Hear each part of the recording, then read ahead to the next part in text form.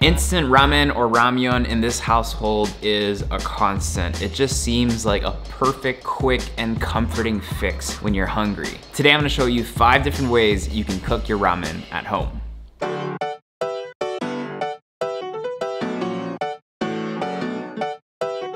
We're gonna be making a cheesy baked casserole ramen, a stir-fried soy beef ramen, a salted egg shrimp ramen, a cold Japanese style salad ramen, and then finally, we're gonna be making a beautiful kimchi soup ramen. For all the recipes today, I will be using Nongshim Shin Ramyun, which is the #1 selling noodle in all of Korea, and with good reason. It's absolutely delicious and one of my favorites. I love the texture of this noodle because it is soft yet chewy, which I think is very important. You still need a little bit of chew, you don't want mushy noodles, and this does it perfectly. And of course, the taste of the broth. It's a beef and vegetable broth with a nice spicy kick. The first we're gonna make is a baked cheesy ramen casserole.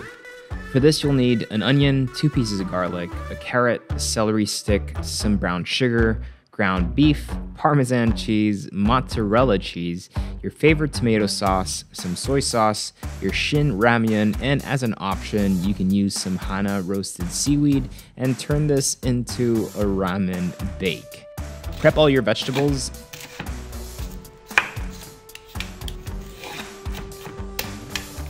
And cheese.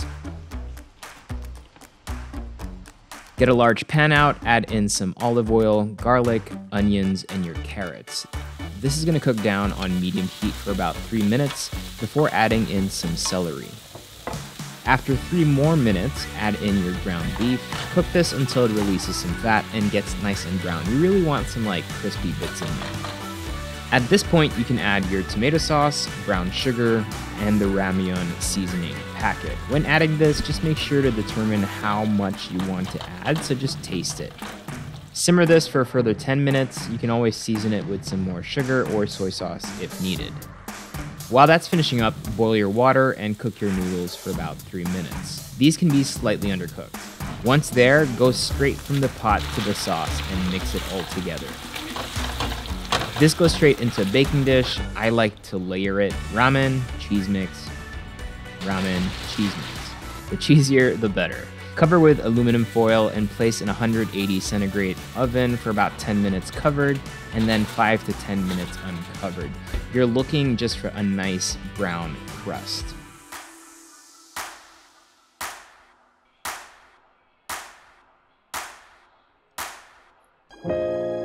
This is a stir-fried soy beef ramen, which you're gonna get addicted to.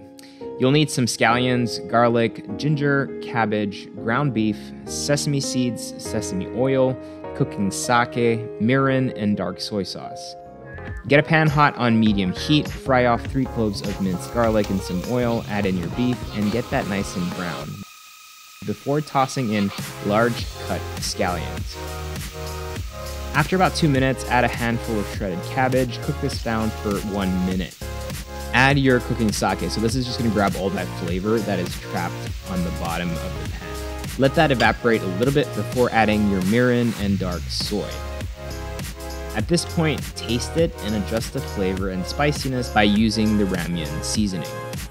Cook your noodles for 4 minutes in some boiling water and then transfer them straight into the pan. Mix all that together and cook for a few more minutes to give the sauce the opportunity to cling on to each individual noodle strand. Now time for a spicy soup. It's kind of like a faster kimchi jjigae with noodles. You'll need some pork belly, an onion, some garlic, scallions, ginger, brown sugar, kimchi, fish sauce, and your Shin Ramyun. This is a great one-pot meal. Place your cubed pork skin off, fat on, garlic, onions, and ginger in a pot with some oil. Mix this and cook it until you start seeing a little bit of a brown sear on the pork here and there. You want the fat to render out a little bit before you add in your kimchi. So you can chop this kimchi if you want, or you can leave it in large pieces. It's really up to you. Cover this whole thing with some pork broth. Add a tablespoon of brown sugar and simmer for about 15 minutes. Taste it at this point, it's really important, and adjust the seasoning with the dried vegetable pack and broth pack from your ramyun. The more you add, the spicier it will be.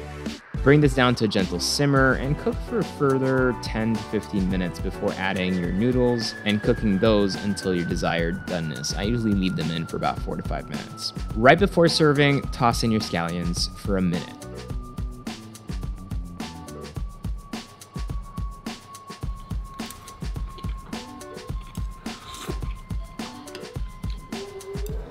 If you're currently in the Philippines, Nongshim Korea is actually offering a special promo pack. So you can get the Shin Ramyun Multipack 3+2, or you can get the super spicy Multipack 3+2 as well. So it just means more noodles to share with your family.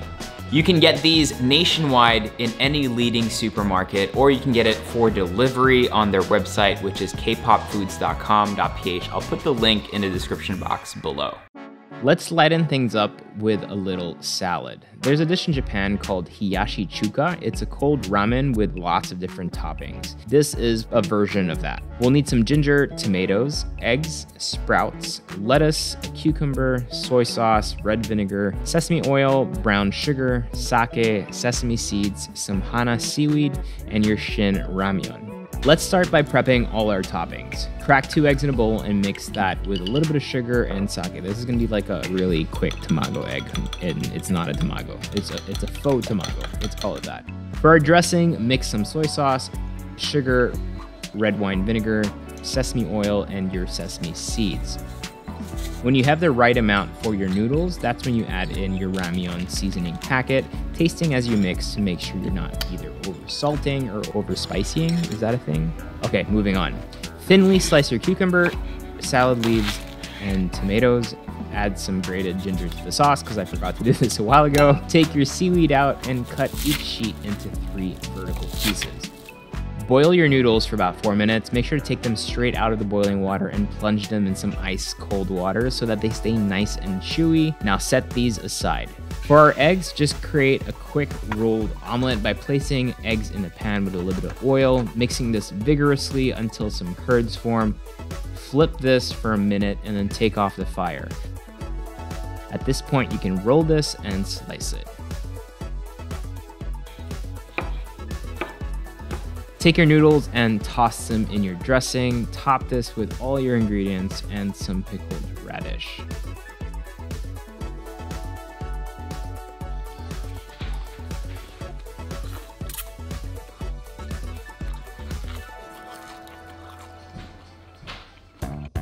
For our last dish, let's make something really special, a salted egg ramen stir fry. This is so good. You'll need some salted egg, some scallions, ginger, chives, garlic, peanuts, prawns, evaporated milk, cornstarch, optional lime, brown sugar, some butter, and your Shin Ramyun. Start by dipping and coating each prawn in the cornstarch and make sure to shake off the excess. Crush your peanuts, take out the yolk from the salted egg, mash it and add it to your evaporated milk.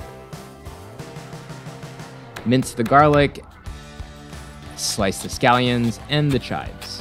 Get a pan out on medium heat, fill it with about 1 inch of oil. Once hot, fry your prawns on both sides until nice and golden brown. Take out the oil and just dry clean your pan really quickly.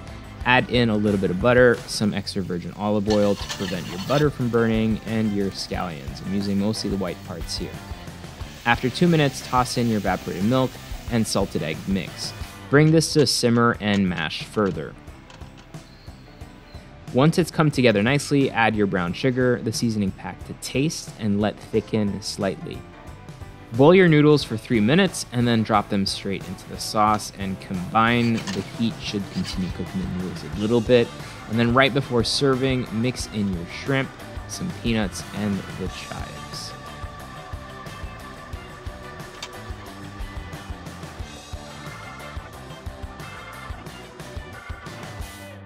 This is the last dish out of 5, so we've made a stir-fried beef, a casserole dish, a salad, and a soup, and this is another stir fry, but using seafood. If you've been following me for a while, salted egg is probably one of my favorite ingredients. It just is a bomb of flavor. The evaporated milk just provides the volume if you don't have a lot of salted eggs. So usually a salted egg recipe, if you're gonna do it like a Singaporean style, you're gonna add 5 yolks, which is quite a lot.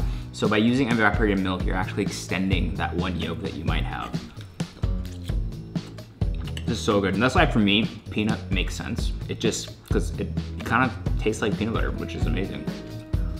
And that's it, 5 dishes. It took me all afternoon to cook them. They were all absolutely delicious, and I hope you try them. They're just fun ways to make your ramen a bit differently at home. But if you want to have it just regularly as it's supposed to be eaten, that's still very delicious. If you want to get a bit more creative in the kitchen, you can do that as well. Thanks for watching, peace out.